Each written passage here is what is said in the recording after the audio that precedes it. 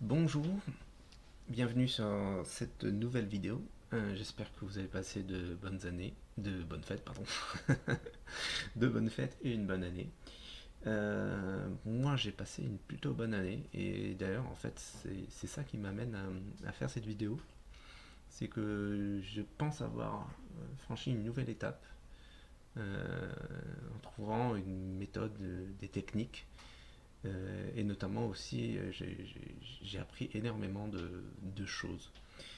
De quoi va parler cette vidéo? Alors, vous avez vu le titre, on va parler de séduction, on va pas parler de philosophie ni de test. Alors, on va parler un peu de test MBTI, ça va nous servir, vous allez voir. Mais ce qui est important, c'est de dire ce que cette vidéo n'est pas. Cette vidéo n'est pas un ensemble d'outils qui va vous permettre de trouver l'âme sœur à coup sûr. C'est pas ça. Ce ne sont pas des techniques de séduction, des techniques pour aborder une femme dans la rue, des choses comme ça. C'est pas ça l'objectif. L'objectif, c'est plutôt de lutter contre les revers de la séduction. Euh, pour ma part, bon, ça a été un cocktail d'angoisse, de dépression, de burn-out, et je ne comprenais pas d'où ça venait. Et avec le recul, maintenant, je sais très bien d'où ça vient, et c'est pour ça que là, en fait, je vais m'attaquer à des mythes, et donner des conseils que j'aurais bien voulu avoir, en fait, quand j'avais 15 ans ou 20 ans. Comme je vous ai dit, je vais différencier en fait le moment en fait où je vais parler du MBTI, le moment où je vais pas en parler. Je vais faire en gros trois parties, une partie hors MBTI, une partie MBTI et ensuite une dernière partie où je vais parler de ce que moi j'ai établi comme technique. Euh, voilà. Je relis mes notes, hein, excusez-moi. Je vais enchaîner les concepts abstraits. Il faut savoir que je suis très à l'aise avec l'abstrait et la logique. Je suis mathématicien et informaticien, donc voilà, je baigne là-dedans. Si jamais ce sont des domaines dans lesquels vous n'êtes pas très à l'aise, je, je vous conseille de faire des pauses, de bien relire et de vous accorder du temps. D'ailleurs, on va en parler. Euh, Parce que voilà, je vais enchaîner quand même des paroles qui me semblent sont importantes et sont assez denses, on va dire, en termes d'information. Alors, on va commencer par le premier point dans la partie hors MBTI. Euh, Premier point, accordez-vous du temps et accordez-vous du temps de repos. Euh, Concrètement, prenez des congés. Voire, profitez, si vous êtes au chômage, profitez pour remplir un peu moins de CV et travailler en fait tout ce que je vais vous dire, travailler dans cette vidéo.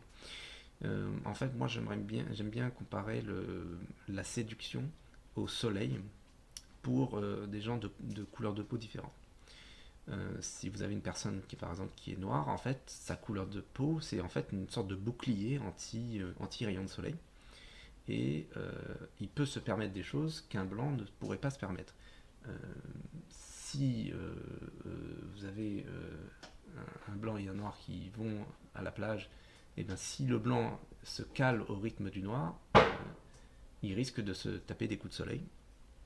Et je vais me servir de cet exemple en fait pour vous dire que c'est à peu près la même chose en termes de séduction. Vous avez des gens qui ont une appétence pour la séduction, et du coup c'est une activité tout à fait bénigne, tout à fait banale pour eux, tandis que pour d'autres personnes, l'autre catégorie, euh, c'est difficile, voire même dangereux. Enfin, vous avez vu ce que je vous ai dit tout à l'heure. Moi, ça a été plutôt une mauvaise expérience, extrêmement douloureuse. Euh, du coup, moi, je sais que je dois euh, comment dire, pratiquer la séduction de manière avec parcimonie, de manière vraiment très réduite et prendre toutes les précautions possibles pour éviter de trop souffrir en fait et de péter un plomb, quoi, tout simplement. Donc voilà le premier point. Alors je suis désolé pour l'exemple si vous a choqué. Bon, après, j'ai l'impression que je suis le maître en matière d'exemples choquants. Mais pour autant, je trouve qu'il est parlant. Je trouve qu'il est parlant. Ne vous mettez pas, ne regardez pas les gens qui sont doués à la drague en vous disant je vais faire exactement la même chose, je vais me caler sur leur rythme. Parce que eux, ils peuvent se permettre d'avoir ce rythme-là parce qu'ils ont une configuration de cerveau qui leur permet de faire ça. De la même. Et donc, quand vous faites cette discrimination entre la personne qui est à l'aise avec le fait de séduire et celle qui, au contraire, a du mal avec ça, vous comprenez pourquoi il y a des gens qui se disent simplement, qui ont pour simple conseil, lorsque vous leur demandez des techniques, ils vous disent bah t'as qu'à sortir de chez toi. Je l'ai déjà vu sur un forum des gens qui disaient qu'il suffit de sortir chez soi. En comparaison, on pourrait le comparer à un certain président de la République qui disait qu'il suffit de franchir le trottoir pour trouver un travail. Et bien vous avez des gens qui vous disent qu'il suffit de sortir chez soi pour trouver une petite amie. Parce que pour eux, leur état naturel fait que séduire c'est très facile, pour eux c'est même agréable, ils le font tout le temps. Mais si vous vous calez à leur rythme, vous allez péter un plomb. Euh, voilà. Donc évitez de vous caler à leur rythme. Autre chose, lorsque je dis euh, ce, que c'est une activité épuisante, difficile pour nous, ça ne veut pas se dire que la personne que vous êtes en train de séduire euh, elle-même est ennuyeuse. Ça ne veut pas du tout dire ça. Ça veut juste dire que quand vous êtes en état de séduction, bah, vous êtes en train de stresser. Point barre. Voilà. Deuxième point, attention aux normes que la société essaie de nous imposer. Les normes de la société ne sont pas forcément bienveillantes. Elles ressemblent en fait à des espèces de cases à cocher. Et si il nous manque une de ces cases, je mets des guillemets, hein, soi-disant, on ne serait pas digne d'être heureux. Et il faut s'attaquer à ce préjugé. Euh, J'aime bien comparer ce problème à lorsque quelqu'un vous dit oh, tu as tel âge, t'as toujours pas de petit ami. Euh, c'est en fait comme si quelqu'un vous disait oh, mais tu as 50 ans, mais t'as toujours pas de Rolex. C'est la même nature en fait qu'il y a derrière. C'est-à-dire qu'on vous impose des cases à cocher. Si vous ne les avez pas cochées, vous êtes indigne au bonheur. Vous n'y avez pas le droit. Et évidemment, c'est faux. J'espère ne pas avoir besoin de l'expliquer, mais normalement, tout être humain a droit au bonheur. Donc, est-ce que ça veut dire que vous devez jeter par-dessus bord la décision de séduire? Non. Mais il ne faut pas que ça devienne un objectif indépassable. Je vais mettre un lien dans la description, il ne faut pas que j'oublie, à propos du mensonge que représente le développement personnel, qui ne pense en fait que comme ça, qui part du principe qu'il y a des cases à cocher dans la vie, si vous ne les avez pas cochées, vous êtes une grosse merde. Et du coup, alors c'est bien, il vous donne plein de conseils pour accomplir ces cases-là, mais ils ne remettent jamais en question les cases, les cases, les cases dont on parle. Euh, et donc la solution que préconise cette vidéo, c'est plutôt que d'avoir un objectif à accomplir, donnez-vous plutôt une direction. En géométrie, on dirait plutôt que de vouloir atteindre telle ville, par exemple, imaginons, je dis n'importe quoi, vous partez de Nantes. Plutôt que de vous dire je dois absolument arriver à Paris, eh ben, faites une espèce de demi-droite qui passe par Nantes et Paris, et prenez cette direction-là, et enlevez Paris de l'équation. C'est-à-dire que vous dirigez vers Paris, vers le nord ou est l'est, vers le nord-est, grosso modo, mais vous vous interdisez de vérifier si vous êtes à Paris ou pas. Vous prenez juste la direction. Et bien là, c'est à peu près la même chose. Prenez juste la direction d'être un meilleur séducteur, d'avoir plus de connaissances dans le domaine de la séduction et des émotions, de la relation de couple, etc. Mais sans avoir pour objectif d'avoir le partenaire idéal, forcément, ou le partenaire tout court. Ce n'est pas grave d'être célibataire. Euh, une deuxième façon de voir ça, il y a une vidéo que j'aime bien citer, c'est la vidéo d'une femme qui explique comment elle lutte contre la frustration. Donc, elle explique que à partir du moment où vous attendez à des résultats, c'est normal d'être frustré. Donc, il faut oublier au maximum cette attente de résultats. Oubliez vos résultats. Vous n'en aurez pas. Partez du principe que vous n'aurez pas de résultats. Est-ce que ça veut dire que vous devez abandonner? Non. Vous devez faire le job. I did the job. Un peu comme le colibri qui prend un peu d'eau dans son bec et qui le balance sur l'incendie et qui dit je fais ma part. Là, faites votre part, faites juste le job, mais les résultats ne seront pas forcément. Vous ne pouvez pas contrôler cette partie-là. Ça me fait une transition tout trouvée. Discriminer ce que vous pouvez contrôler et ce que vous ne pouvez pas contrôler. Vous pouvez contrôler vos congés. Vous pouvez contrôler vos exigences. Ça, vous pouvez le contrôler. Vous pouvez contrôler votre hygiène, etc., etc. Discriminer tout ce qui est contrôlable, ça, vous le contrôlez à fond. Et tout ce qui n'est pas contrôlable, par exemple, vos sentiments. Vous pouvez un peu les contrôler, mais pas beaucoup non plus. Les sentiments des autres, quasiment pas. Vous pouvez quasiment rien faire. Par contre, l'expression de vos sentiments, ah oui, ça c'est quelque chose que vous pouvez travailler.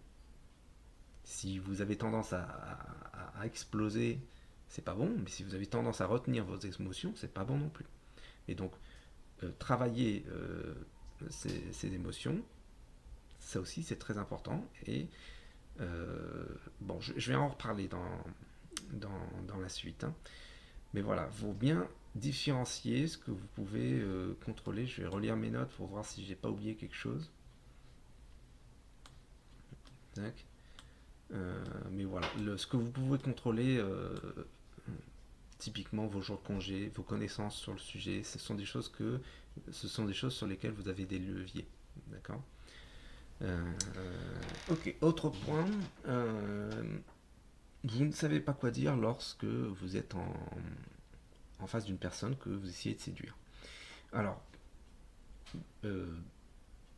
bon, déjà, il y a plein de conseils sur le net là-dessus. Moi, j'ai pas grand-chose à dire là-dessus.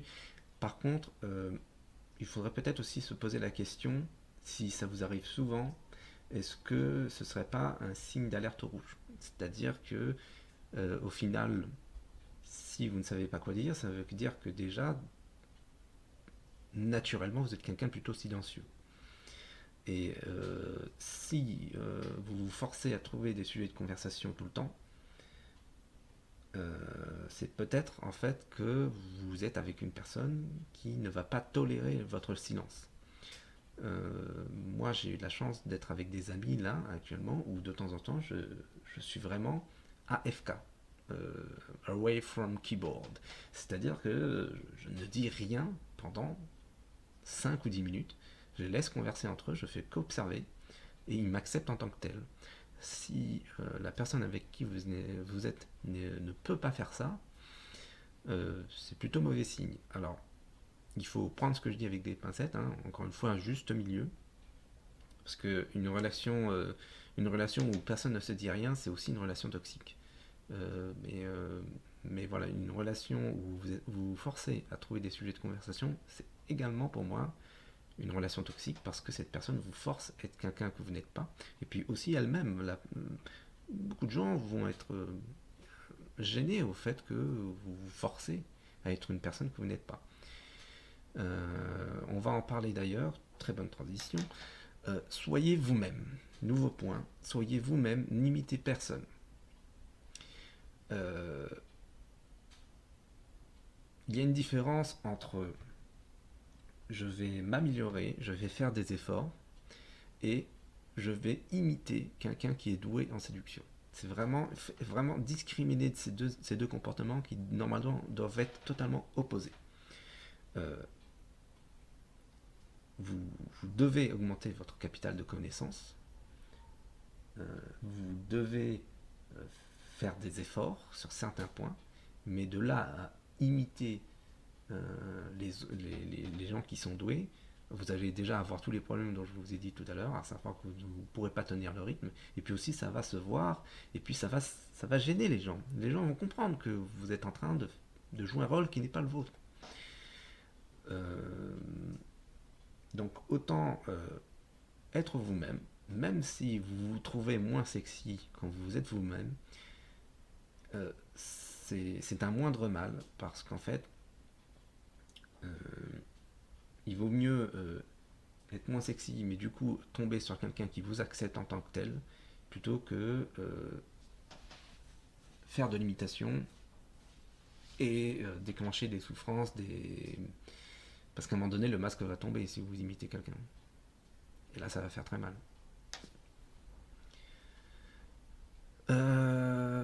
Mais du coup, là, je vais avoir besoin aussi du test MBTI pour vous expliquer quelque chose. Euh, Qu'est-ce que le test MBTI? Alors, c'est un test de personnalité. Je vous fais un résumé rapidement. En gros, il va découper votre personnalité en 4 axes. Et dans chacun de ces axes, vous avez 2 opposés. Le premier axe, c'est l'introversion, l'extraversion.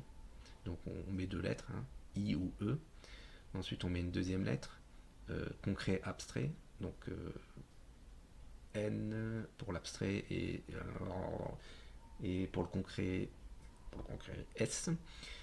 Euh, Ensuite, F pour le. On a l'axe sentiment logique, donc F pour les sentiments et T pour la logique. Et ensuite, on a la planification contre l'improvisation. Donc, on a, si je me souviens bien, J pour la planification et P pour l'improvisation. Grosso merdo, hein, je fais vraiment un tour rapide. Vous avez beaucoup de vidéos sur ce sujet. Et en fait, moi, je m'en sers dans la vie de tous les jours pour comprendre les relations entre les humains parce que j'appartiens à, à la personnalité qu'on appelle INTJ et les INTJ sont ceux qui ont le plus de mal avec l'INTP à comprendre les êtres humains, on va dire, classiques, standards en fait. On a du mal à comprendre les relations entre les gens dès que ça sort du domaine des mathématiques, de la logique pure en fait. Donc moi je m'en sers du coup pour comprendre en fait ce qui me différencie d'une personne qui est à l'aise en séduction, et notamment les ESFP sont les personnes, je crois, les plus à l'aise. Et l'ESFP, bah, c'est le contraire de l'INTJ. Du coup, moi, je suis tombé sur, pas de bol dans un sens, je suis tombé sur la catégorie de gens qui ont le plus de mal pour trouver une copine, mais du coup, bah, j'apprends beaucoup. J'apprends beaucoup, et je peux notamment, comment dire, dire qu'il faut éviter pour un INTJ d'essayer d'imiter le SFP. Parce qu'en fait, à chaque fois qu'on essaye de changer une lettre, moi je suis NTJ, si j'essaie de changer le T en F par exemple, et j'essaie d'être INFJ, et ben ça va me demander des ressources, et puis en fait ça va me demander d'imiter une autre personne.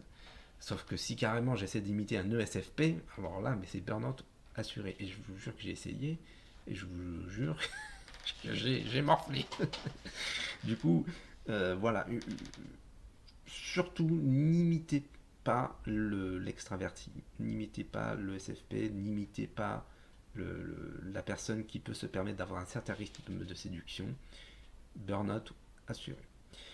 Euh, j'ai envie de parler du I et du E dans ce test. Le I représente l'introversion, le E représente l'extraversion. Si vous n'avez jamais entendu parler de ces notions, vous pouvez faire l'erreur de confondre timidité et introversion. Alors, la timidité, la timidité, qu'est-ce que c'est? C'est quand on est confronté à la peur d'aller voir les autres alors qu'on veut les voir. L'introversion, c'est pas du tout la même chose, mais du point de vue extérieur, ça y ressemble. L'introversion, c'est le fait de vider ses batteries lorsqu'on est avec d'autres personnes et de les remplir lorsqu'on est seul. Typiquement, les introvertis ont tendance à préférer les bibliothèques parce qu'ils savent qu'ils vont recharger leur batterie dans les bibliothèques ou face à leur ordinateur ou dans leur chambre tout seul. Euh, J'aime beaucoup la phrase de Pascal qui disait que le trois quarts du problème du monde, c'est parce que les gens sont pas seuls dans leur chambre. Et ben ça, c'est typiquement la phrase d'un introverti, vous voyez. euh, Demeurer au repos dans une chambre, un truc comme ça. Je ne sais plus c'est quoi la phrase exacte.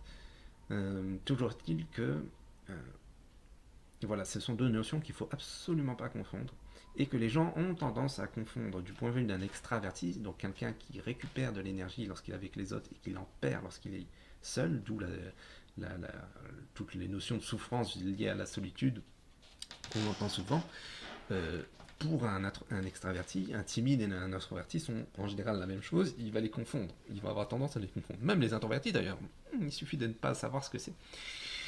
Et du coup, voilà, donc attention, vous n'êtes pas forcément timide, vous êtes peut-être introverti. Euh, on a tendance à confondre les deux. Et surtout, ben, quand on est introverti, ça ne se règle pas de la même manière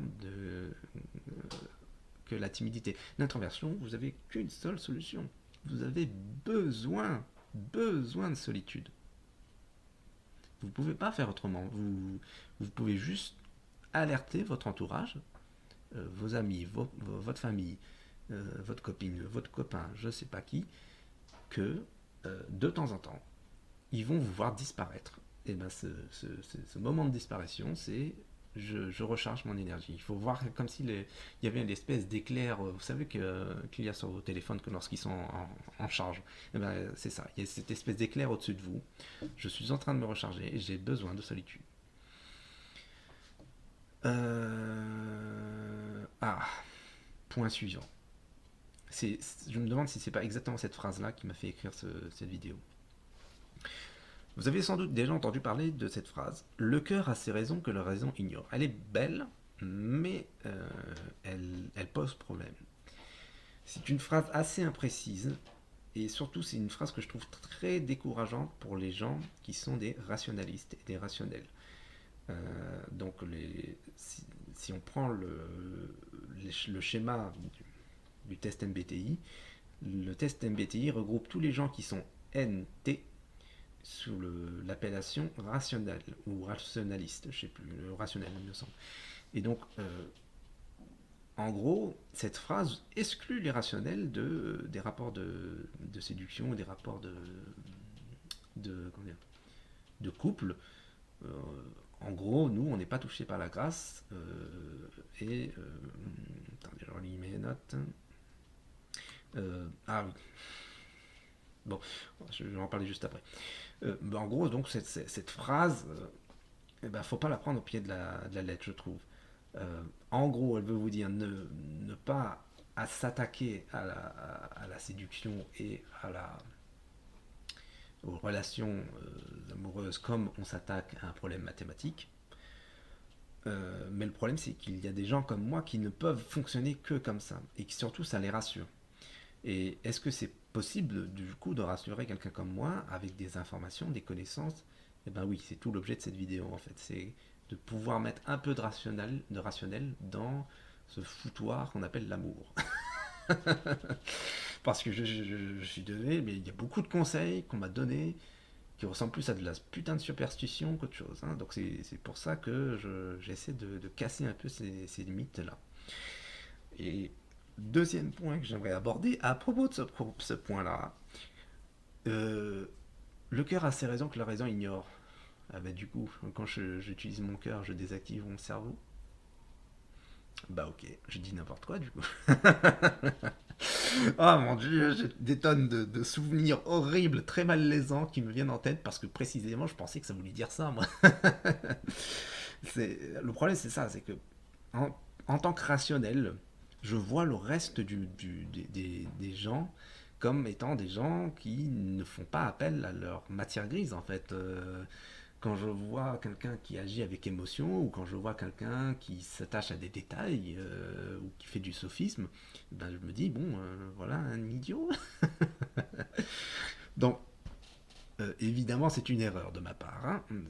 C'est pour ça que je rigole, je fais de l'autocritique. Donc non, vous n'êtes point idiot, de chères personnes non rationnelles. Vous avez une autre forme d'intelligence, une intelligence concrète, par exemple, sur l'art du détail, l'art des données, l'art de séduire ou de rassurer. Tout ça, c'est une forme d'intelligence que pendant une grande partie de ma vie, j'ai méprisé. Et aujourd'hui, je le regrette. Et ça m'a coûté cher. Euh, et voilà, je vous invite, si vous êtes NT, un rationaliste, à ne pas non plus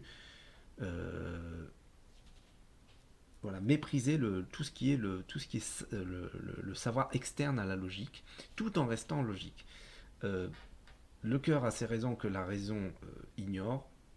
Je pense qu'il faut enlever cette phrase, faut la, il faut la remplacer par quelque chose d'un peu plus complet.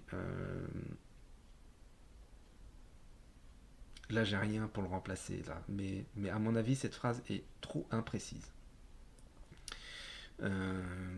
Par quoi il faut le remplacer? Alors moi, j'ai plusieurs conseils à vous donner. Bon, déjà, ça ne veut surtout pas dire ne désactiver son cerveau quand tu séduis.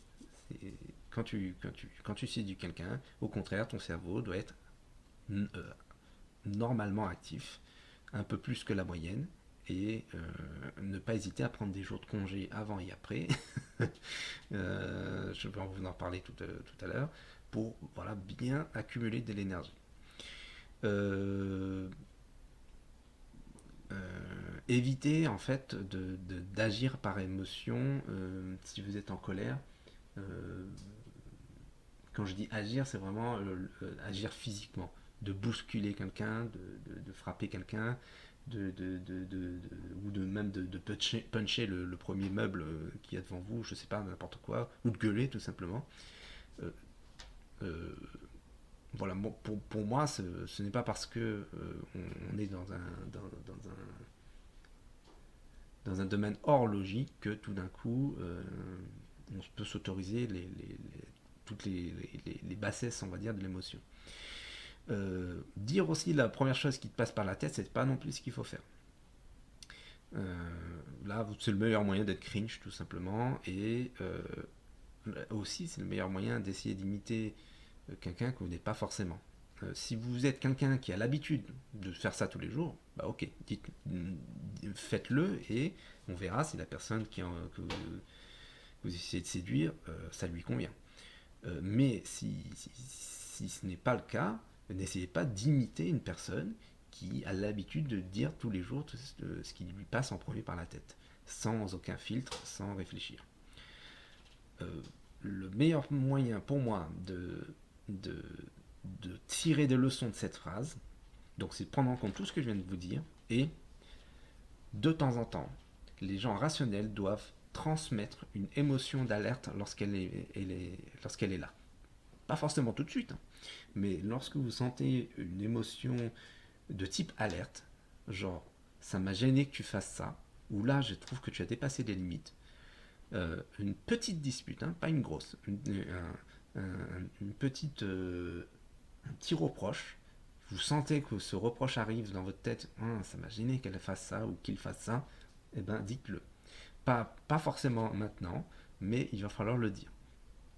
Et c'est là, en fait, j'ai vu ça aussi dans une autre vidéo, j'espère que je n'oublierai pas de le mettre en description. Euh, il faut, et ça c'est le plus dur pour l'INTJ, il faut exprimer ses émotions, notamment les émotions d'alerte, et il faut comprendre les émotions des autres. Il faut lire les émotions des autres, et c'est les deux choses les plus difficiles pour un INTJ, parce que l'INTJ déteste tout ce qui est émotionnel. Nous, on aime ce qui est mathématique, carré, euh, logique déductive, tout ce qui ceci implique cela. Enfin, ça, là, on baigne dans le bonheur, mais dès qu'on parle d'émotion, là, on explose intérieurement. Alors, avant de passer à la troisième partie, je vais juste rappeler un petit conseil que j'ai oublié dans la toute première, à propos de la frustration que l'on ressent. Euh, Souvent, on se dit que la frustration est purement sexuelle, quoi. Et bah, dans ce cas-là, en général, bon, bah, il faut faire ce qu'il faut pour enlever la frustration sexuelle. Et ça commence par un M et ça se termine par un N. Mais toujours est-il que bah, si c'était aussi simple, mon chat qui me gueule dessus, euh, ce serait réglé rapidement. Donc vous voyez bien que c'est pas ça exactement l'origine de la frustration, hein. La frustration que l'on ressent, c'est bien une frustration globale, c'est bien une frustration standard, classique, c'est pas juste une frustration sexuelle. Et du coup, il faut l'attaquer de la même manière que toutes les frustrations, c'est-à-dire en faisant ce qui nous semble être notre rôle, notre taf, et une fois qu'on a fait notre taf, on ne regarde pas les résultats, on se dit juste I did the job. On prend la direction, vous avez tous les conseils, je les ai résumés dans la description. Euh, voilà, on va passer du coup à la troisième partie. Ce qui fait que pourquoi je me sens bien malgré le fait que je sois célibataire et pourquoi je fais cette vidéo, et puis surtout on va passer à ce qui est concret, hein. Là, je vais arrêter de parler d'abstrait. Je vais vous parler vraiment d'outils concrets pour aller mieux. Moi, en fait, à partir du moment où j'ai compris que c'était une histoire de rythme, je me suis dit, en fait, il me faut 11 mois dans l'année où je m'autorise à être heureux, où je m'autorise à ne surtout pas penser au soleil, c'est-à-dire à la séduction, à la dangerosité, à cette activité dangereuse pour quelqu'un comme moi. Et donc je m'amuse, je fais exactement ce que je veux et je n'en fais qu'à ma tête. Et puis il y en a un mois parmi les 12 où là, je fais les efforts qu'il faut avec parcimonie, donc c'est pour ça que c'est un seul mois. Et c'est là où je fais. J'ai pris quelques jours de congé, hein. J'ai dit à mes. Il ne faut pas qu'ils écoutent, à mes patrons que j'étais en train d'écrire un bouquin. Ce qui est vrai, de toute façon. Je suis aussi en train d'écrire un bouquin. Mais j'ai pas besoin de jours de congé pour écrire un bouquin. Par contre, pour draguer, oui. C'est ça. Une fois qu'on a compris ça, on a tout compris. On sait ce qui nous demande de l'énergie, on sait ce qui va nous user, nous fatiguer mentalement, nous éreinter. Et ben, une fois qu'on sait ça, et ben, on a juste à agir en conséquence en fait. Et du coup, voilà, pendant ce mois-là, je, je marche dans cette direction d'un meilleur séducteur, d'un meilleur machin, d'un meilleur de quelqu'un qui a de meilleures connaissances, de quelqu'un qui sait exprimer ses émotions et qui sait lire ses propres émotions. Alors, pour la plupart des gens, c'est naturel, mais pour moi, c'est extrêmement compliqué. Voilà, on va passer ensuite à la conclusion. Voilà, merci d'avoir regardé cette vidéo jusqu'au bout.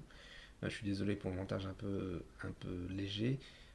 Euh, Elle est assez longue, hein, la vidéo, elle fait je crois une quarantaine de minutes. Euh, J'espère que tout ça, ça va vous aider. N'hésitez pas à la regarder et à prendre des notes plus lentement, à bien travailler tout ce que je viens de vous dire, parce que, comme je vous l'ai dit, je suis quelqu'un qui aime l'abstraction, et donc forcément, moi je suis à l'aise avec, mais vous n'êtes pas forcément à l'aise avec ça. Après, si vous n'êtes pas exactement INTJ, il y a fort à parier que vous ayez moins de difficultés que l'INTJ en matière de séduction. Cela étant dit, euh, vous- voilà, beaucoup de conseils que j'ai mis dans cette vidéo ne sont pas forcément valables pour tout le monde. Il va falloir que vous regardiez point par point si c'est valable pour vous ou pas, si ça correspond à votre façon de fonctionner ou pas. Voilà, mais si c'est le cas, eh ben, écoutez, je serais ravi de vous avoir aidé. Vous voyez bien que là, cette vidéo, je la fais à l'arrache comme ça, mais parce qu'elle elle répond à un besoin de ma part.